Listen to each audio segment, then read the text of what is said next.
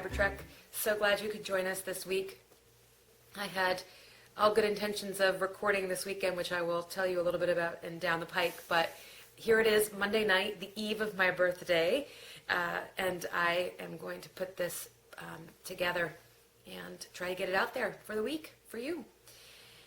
I am concurrently recording an audio, and I'm going to see how that comes out. And if I can publish both an audio and a video, I'm hoping that that will serve a variety of different types of viewers, aka listeners. And that just might be the special ed teacher in me, but lots of different modalities for people to access good information or connect. So welcome. And I wanted to start the show off. I'm learning a lot. I've been paying a lot of attention to some other favorite podcasts. So I wanted to start off with thank yous, and not just in a very generalized way, but targeting a few experiences that I had with other podcasters and other members of Ravelry and Instagram that were exceptionally meaningful this week. The first was Emily of Fibertown, Videocast. She and I have had some great interactions. It's just been really nice to, when you put yourself out there, it's just nice to connect with somebody else who's doing that and know that they appreciate, how you've rolled the dice and how you're, throwing it out there every week and taking a gamble on the old ego. So I can appreciate her feedback, and her shout out, more like a commercial actually, for the program was really awesome. So thank you so much, Emily. She also gave me some great hints about Maryland Sheep and Wool, which I will chat a little bit about with you. I also had a really great Twitter interaction with Louise Hunt of Caithness Craft Collective, and that was excellent fun. I just loved that in that moment she was in Scotland and I was in northern Maine, and we were both able to have a conversation about something as, about our dogs, which is great, right? Because who else wants to talk about my dogs aside from my husband? So I appreciate that for sure. I heard from people on Instagram, and I got personal messages on Rav, which were very encouraging and very lovely to receive on a Monday morning. And those were not unnoticed, and they were broadcast at dinner time to important people. And you were, I hope your ears were burning, because we definitely talked about some of the encouragement that people solicited or volunteered unsolicited. And that was a great way to get up and grab my cup of coffee and click into Rav and have that there waiting for me. So thank you so much. We've had some action in the group. It is growing, and we have a group on Ravelry called FiberTrek. I would encourage you to go to the introduction thread and introduce yourself. The question I've asked is, if you could travel anywhere for fiber-related experiences, where would you go? We had our first answer to that question was Stitch Together, who is from the UK. She actually has her own podcast, which is linked in the introduction thread, and it's called Stitch Together. And I just started listening to that, which is kind of funny. So it was just this little interplay of serendipity, the two of us trading podcasts. And she would like to go to Shetland, and really, who can blame her? Because Shetland is pretty awesome. I'm sure that other people will have, I think I put Antarctica, or I put the Falklands, and then I was like, with a sideline trip to Antarctica. That was my whole, how can I make Antarctica fiber related, aside from having to wear it?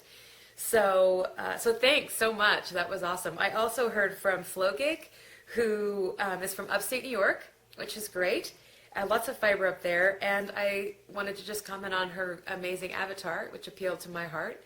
Dog and cat. I get it. And so that's good fun. I would love to hear from more of you. So if you feel like you have a FiberTrek that you'd like to share, it would be a learning experience for me, as well as you'll learn about Tyler and I and some of the thoughts that we're having in the FiberTrek segment. I think I hit it all. Comments are welcome, always welcome. You can find me on the blog, Facebook Ravelry, personal message in the group, your choice, and email. So I approach the world in a pretty positive way, and how I choose to spin constructive feedback or feedback in general will remain to be seen. But I really want to have a conversation. That's what the group's about. It's about contributing your insight, your interest, and helping to kind of guide some of this content that Tyler and I are unearthing or digging or pulling together.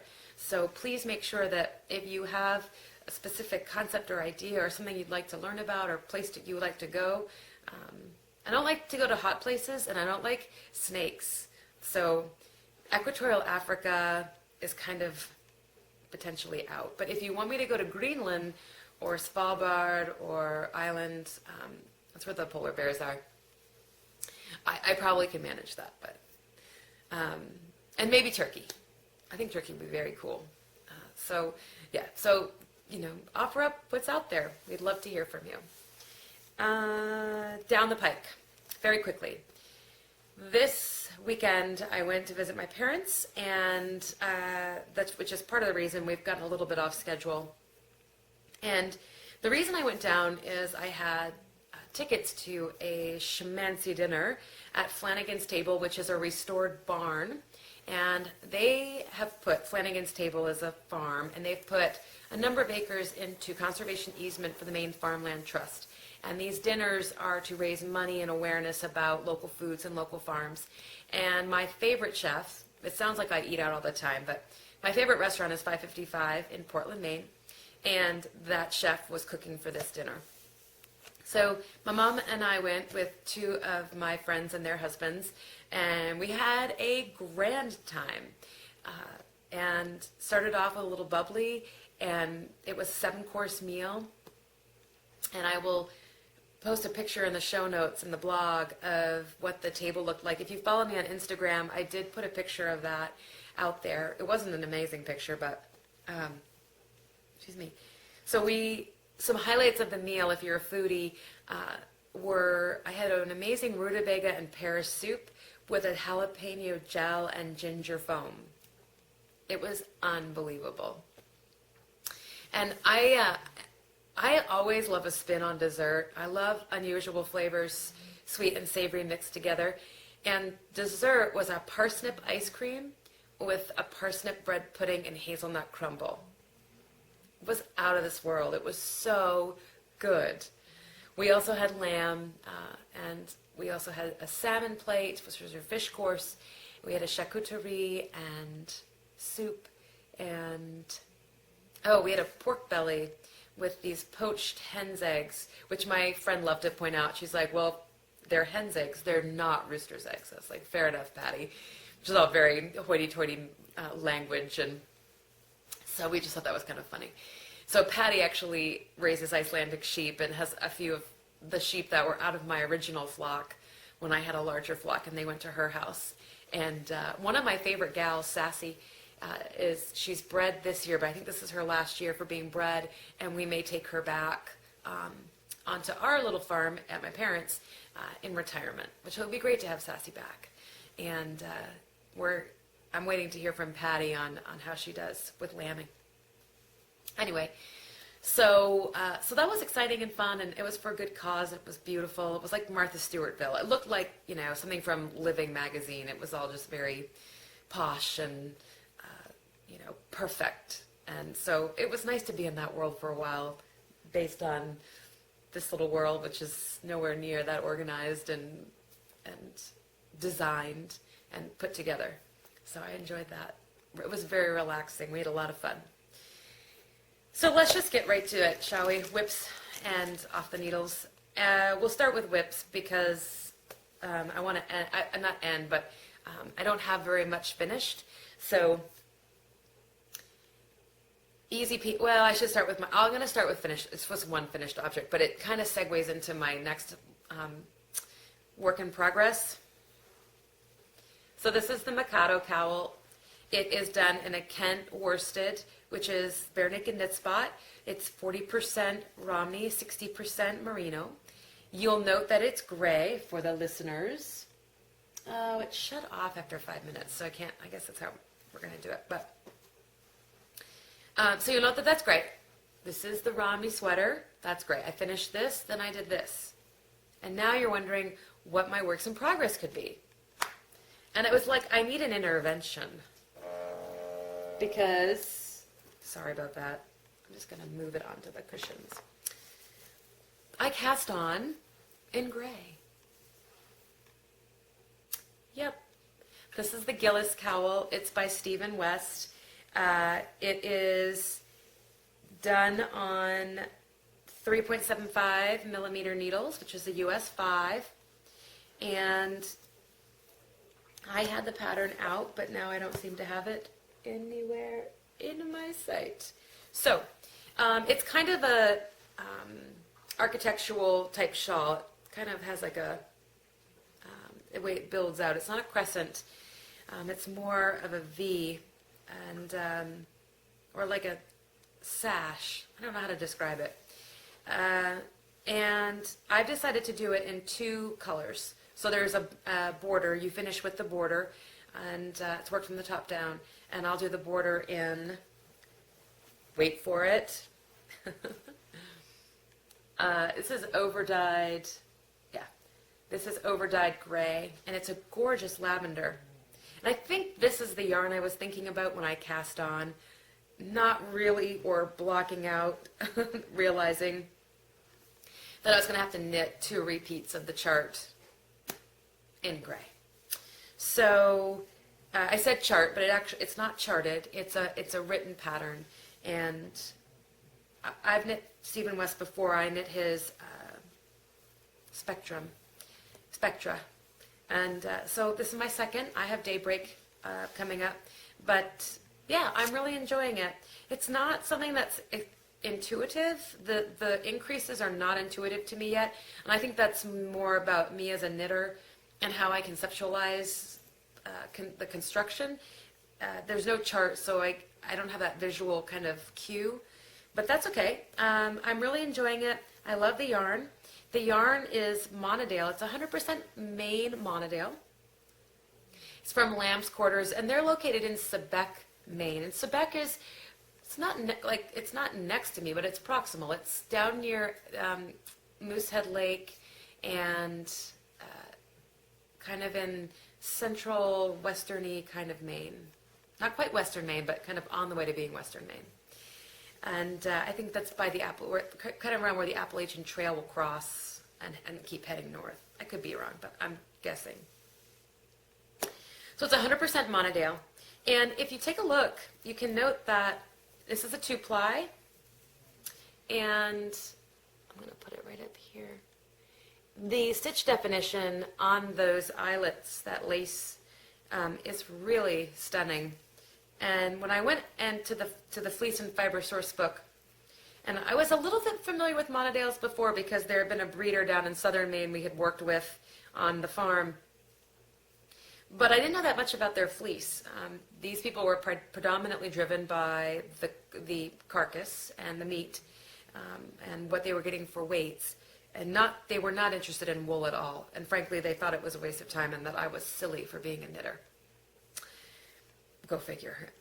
So I didn't do much with their yarn, with their wool at all, and I was too busy with my Icelandics, which they also thought were very silly. But my Icelandics could outrun a predator much faster than theirs could, and they lambed on their own, and they produced their own milk pretty regularly.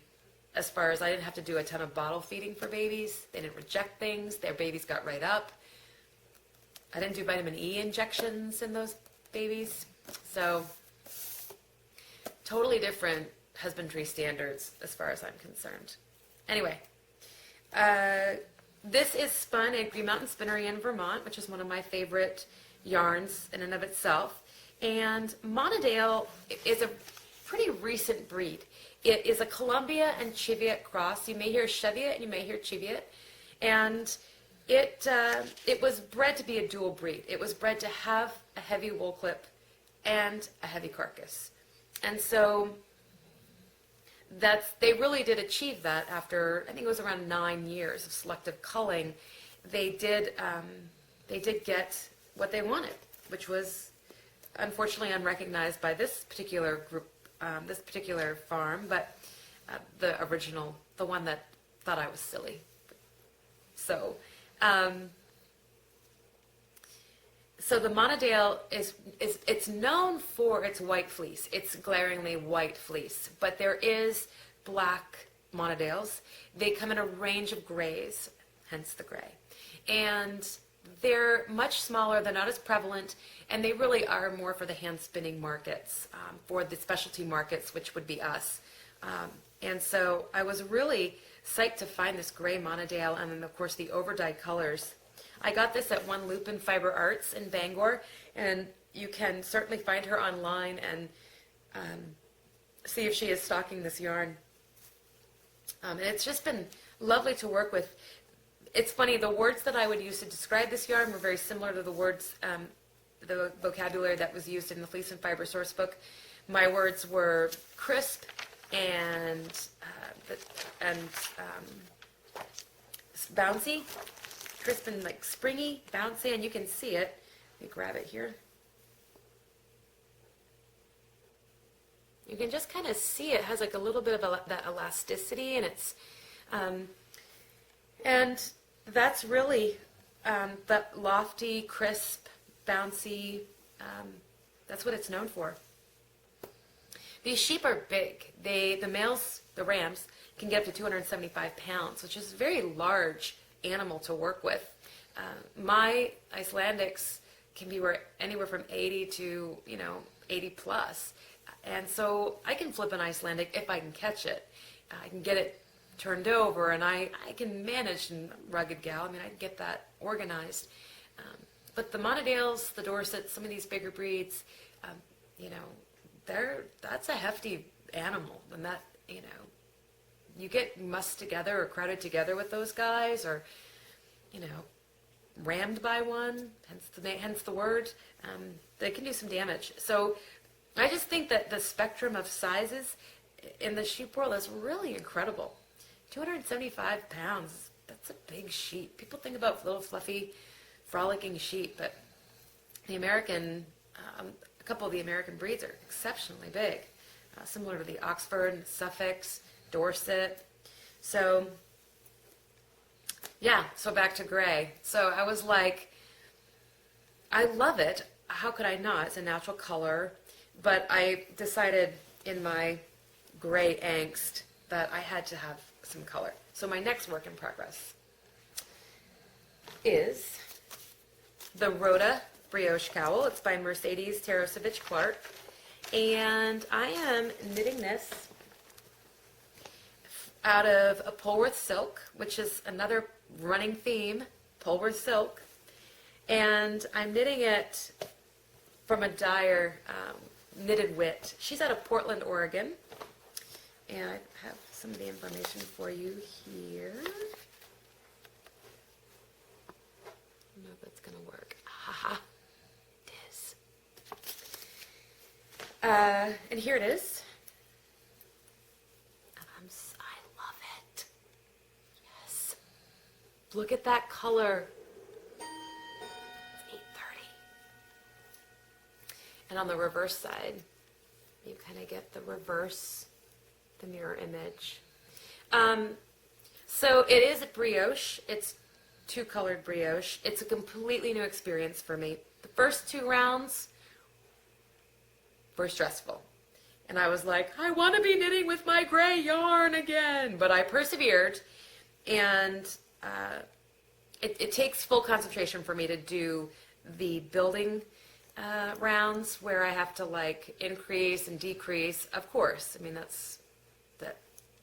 reasons logically, but there's something always going on. So because there's 2 colors, 2 rows completes 1 round. So you're always compensating for the round below, right? You've got to slip that stitch, but you slip it with the yarn over, etc. So that was kind of the learning curve for me. I'm doing this in salted caramel. It's much more golden, and that's actually pretty true. And this is Black Forest. So I did find a written tutorial online about the brioche knitting, and I just went from there and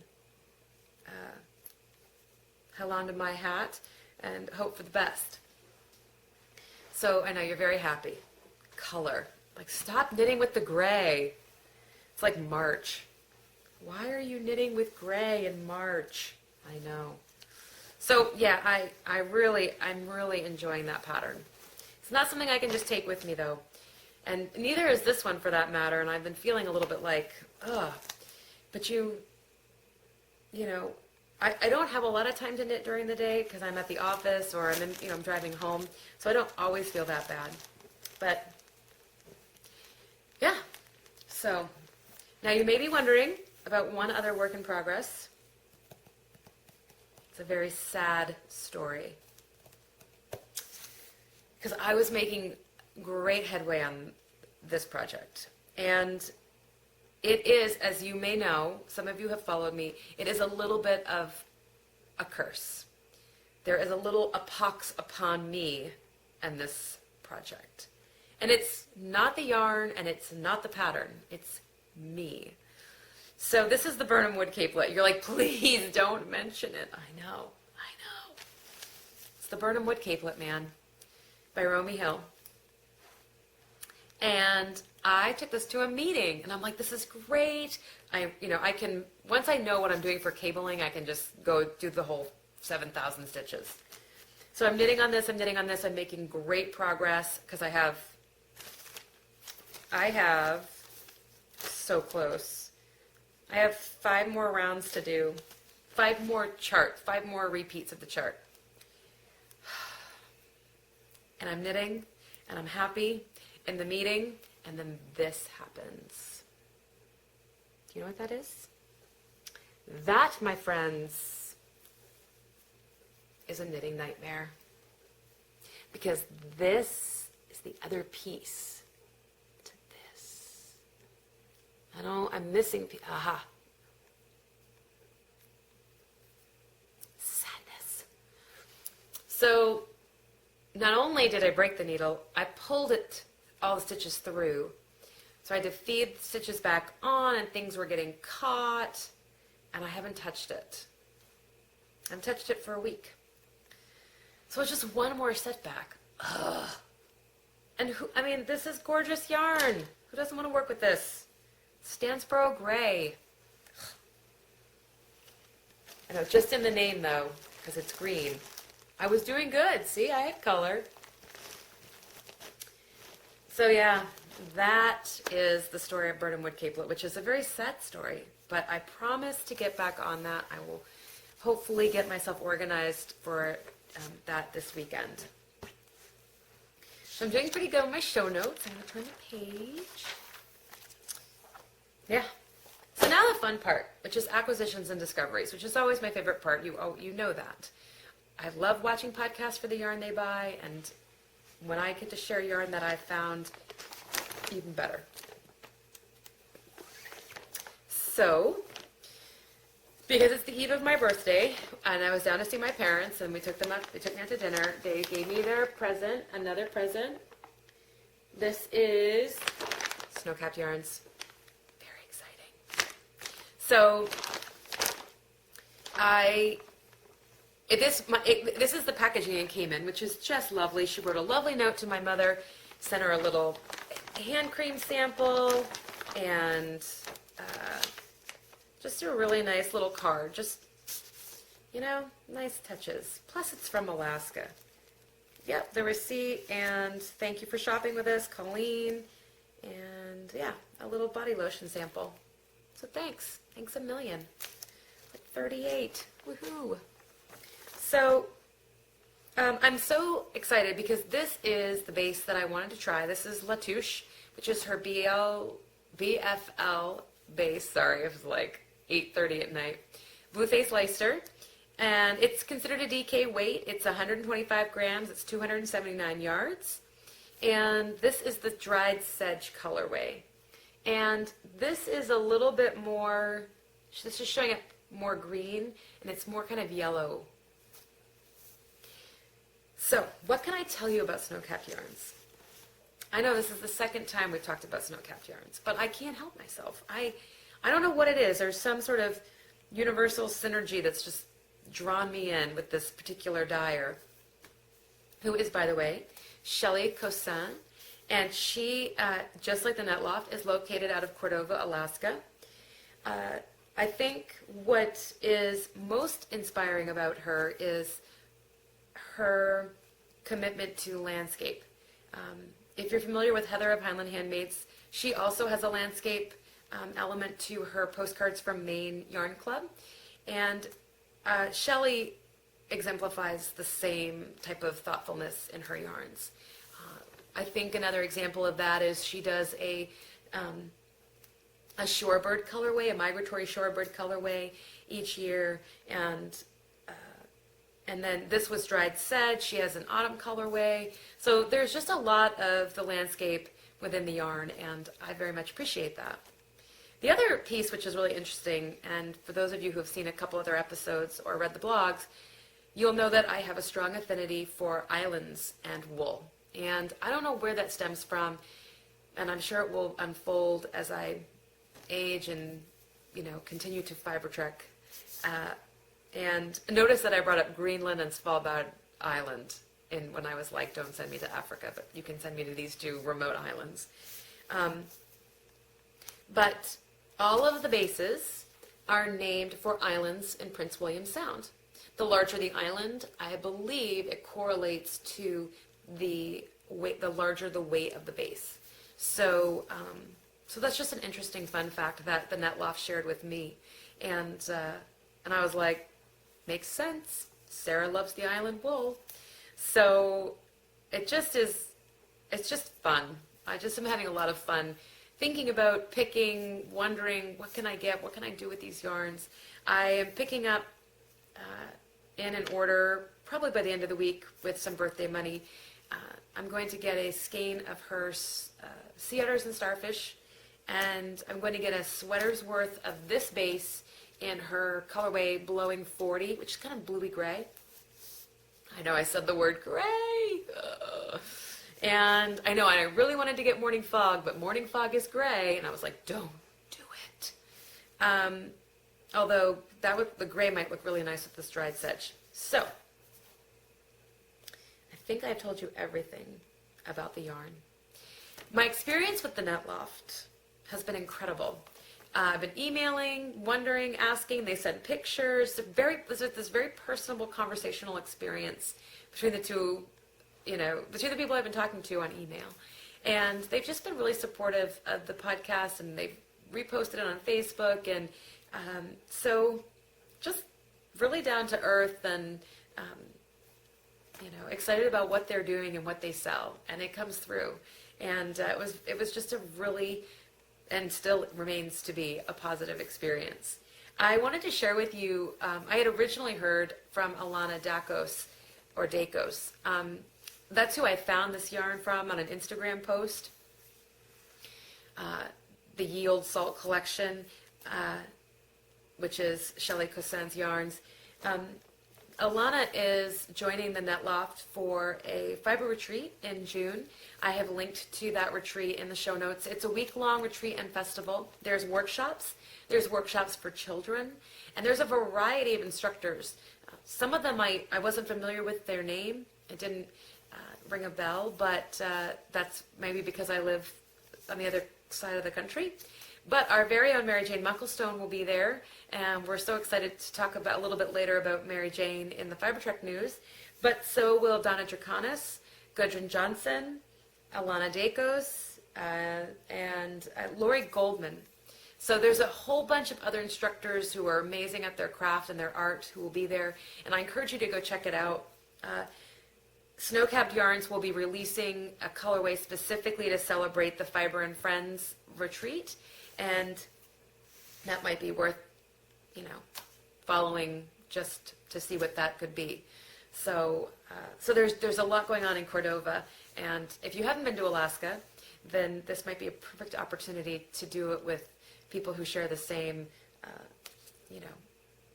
interest as you. So I think getting to know a landscape through the craft and through the fiber, through the art, whatever it is that, that hand piece that brings you there is a nice way to connect both with the community and with the space.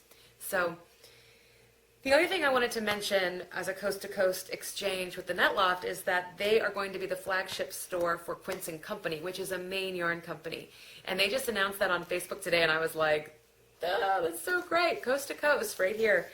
So they'll be carrying Osprey, which I think is their sport, I don't know, and their linen Sparrow. So that's just exciting news for them. That's it for acquisitions. I know. And I got 2 skeins of this in the dried sedge. So discoveries, which this will not surprise you either, is the Island Wool Company. So I learned about the Island Wool Company. You're like, oh my God, Island and wool, not again. It came across my path through the Ginger Twist Studios blog. And I was looking at their yarn, which is, the Ginger Twist Studios, I believe, is a yarn shop in Edinburgh. And they've been carrying this yarn called Nevia. I think that's how you say it. And it comes from Faroe, which is an island in the northern Atlantic. And I was like, well, of course, I've got to go check this out. I also had a sheep named Little Faroe, who is the icon on the top of the blog, that brown, that Moret Icelandic. And she's also the icon on the Facebook page. She passed away last year. It was a little rough for us. But her full name was Little Faroe. And so I thought I owed it to her legacy. She was a very sassy sheep. So Island Wool Company, Faroe Islands, and I went there via a yarn. But what I learned was that it is a mill, and it also produces knitwear and patterns. They produce the fiber Nevia, which is a Faroese Shetland Australian lamb's wool yarn. So some of that is imported yarn, and some of that is indigenous fiber, or imported fiber and indigenous fiber. Comes in a variety of colorways, so would love to work with that. The mill was founded by Fiona Parker and Daniel Rye, and they also have a line of yarn, and I may be pronouncing this wrong, which is called Sari.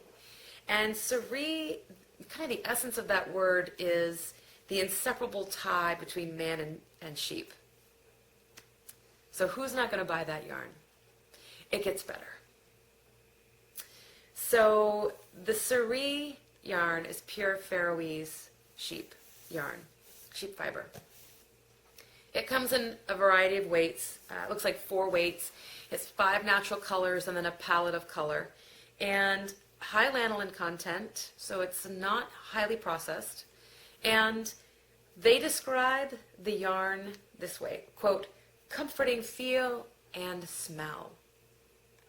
Now we're talking. I think anytime you can describe your wool as comforting, both for the feel and the smell, you're going to have me sold. I know, you know what's coming. You know exactly what's coming. This will be the next acquisition. I couldn't resist it. I couldn't resist. It's Island Wool. So it's suitable for all types of garments. They recommend that when you knit with it, like with some yarns, once you wash it, it will open up, it will bloom, and it will be suitable for, hats and mittens and I wouldn't say I would wear it as like, knitted undershirt, but, on your cuffs, on your neck, etc. So the Faroese sheep are related to Icelandic and Shetland, and they are what we call a double coat. So they have 2 layers to the fleece. There's the soft undercoat, and then there's the long guard hairs. Excuse me again. Now this is Icelandic. I brought this as an example to show you. This is a staple length of Icelandic wool, and you can see the guard hairs here. The guard hairs in whatever Old Norse Icelandic it's called the tog. And the tog can be separated and used on its own and spun on its own. It's got luster. I wouldn't call it, it's not hair, but it definitely it going to focus on that? Nope. Maybe. It does carry some luster to it. All right. So then if you look down here, you see all of this fluff, and that fluff is the soft, downy undercoat. This, the tog, works to redirect wind over the fleece. So this is your wind layer, right? It's going to take the breeze right over. The undercoat, also known as the fell, is your insulatory layer. This is the layer that is going to guard against the moisture. So now you've got wind and moisture all organized and taken care of. When you knit a garment out of both of these layers, you do get the advantage of them both. Now, it can be recommended that you split that, so you just work with the tog. Look, there's really no crimp to that. It's very strong, and this is what I learned to spin on raw Icelandic fleece in the grease, and it was great because it stuck to itself, and it was long fibered, and I had all the time in the world to get my hand out of the way and let the twist come in, and that lanolin really helped to hold those fibers together. So it wasn't gorgeous yarn, but it worked. All right. So you can separate those two out, and then of course here is the fell.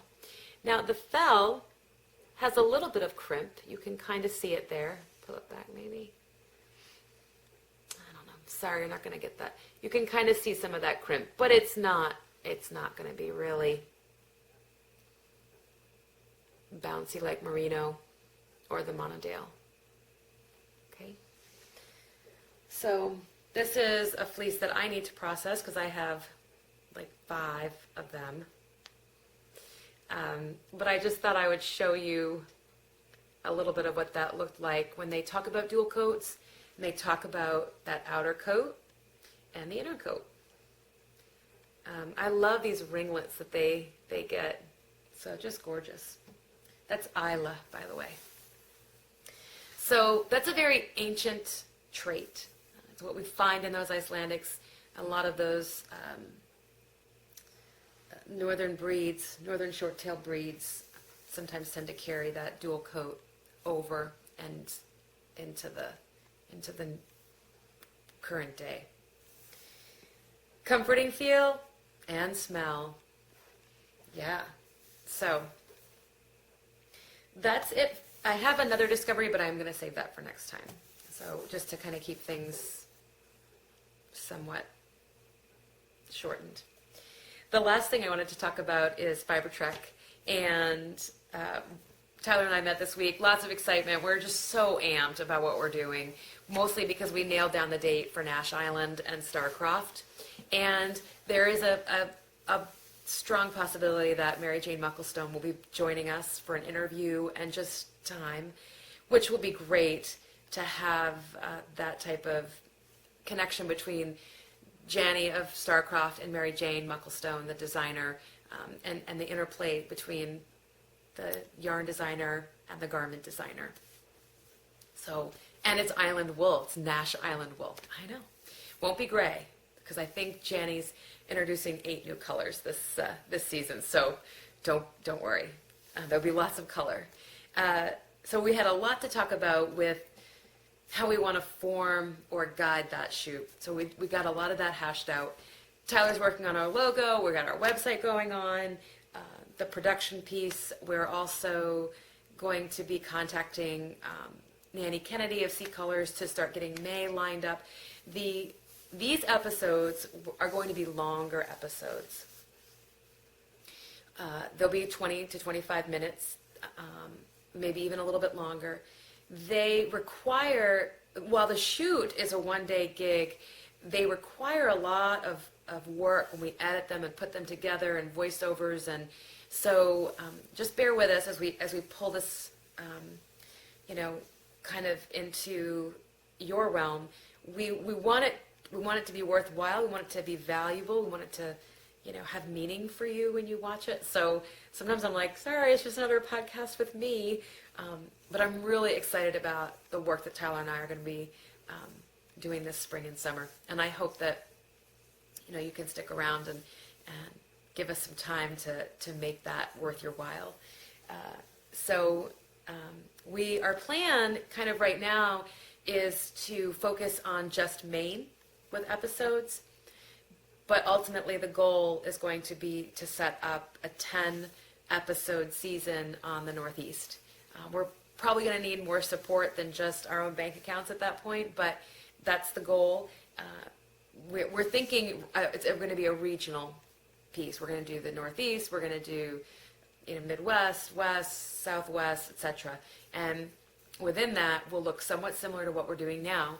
Finding stories, finding farms, talking to designers, looking at communities, and bringing those stories to you. So, so really, really inspiring conversations with Tyler. So I'm hoping you're going to get to meet him. I'm hoping that the next time he and I are together, we'll do a quick clip and you can meet Tyler, because there is another side to Fiber Trek.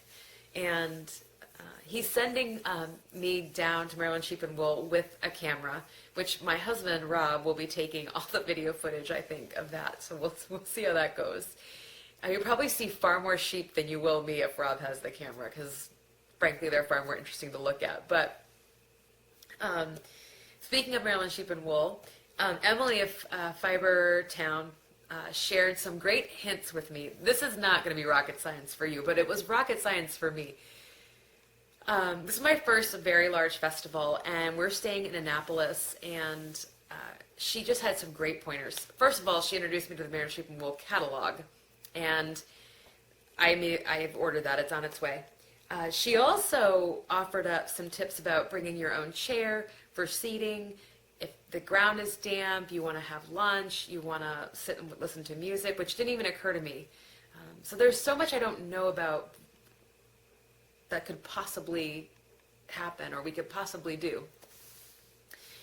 She did mention to bring snacks, which since my husband's going, we would not bring snacks. It's definitely an opportunity for the hangries right there. So snacks are a must. And she also introduced me to the Maryland Sheep and Wool Festival group. And if you are headed out there, go take a look. Their emergency kits are far more comprehensive than mine, and it's intense. And it's like survival festival mode. You might as well just, bring your space blanket, matches, lighter, knife, compass, because they are serious about their emergency, their kits, what you bring with you. So that was great. I really enjoyed reading that. Lots of really good ideas. I'm going to say farewell. I don't have a snazzy outline, or I don't have a snazzy goodbye. I don't have the tagline yet. If you have one for me, let me know. But basically, I hope you're well, and fare thee well, and I will see you next time. I'm looking down, sorry.